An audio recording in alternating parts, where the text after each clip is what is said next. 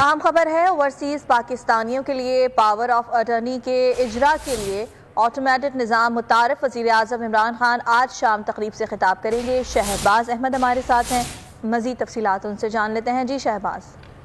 जी देखिए, ओवरसीज पाकिस्तानियों को पहले पावर ऑफ अटॉर्नी के लिए एम्बेसीज और कौंसल खाने जाना पड़ता था।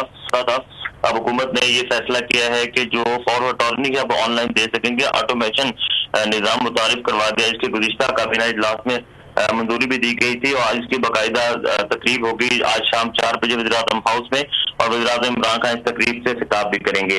इसका मकसद ये होगा कि जो मुल्क से बाहर पाकिस्तानी हो किसी को पावर ऑफ अटॉर्नी देना चाहें तो ऑनलाइन घर बैठे पावर ऑफ अटॉर्नी दे सकेंगे और उन्हें सफारत खानों के धक्के भी नहीं खाना पड़ेंगे। साथ साथ इसके जरिए जो रिश्वत का बाजार था वो भी जो है उसको आज शाम ही तकरीब होगी। इसमें वज़ीर-ए-आज़म इमरान खान और पाकिस्तानियों के लिए नई सहूलियात का भी ऐलान करेंगे। शहबाज, अपडेट्स के लिए बहुत शुक्रिया। सब्सक्राइब करें और बेल दबाएं ताकि कोई खबर रह न जाए।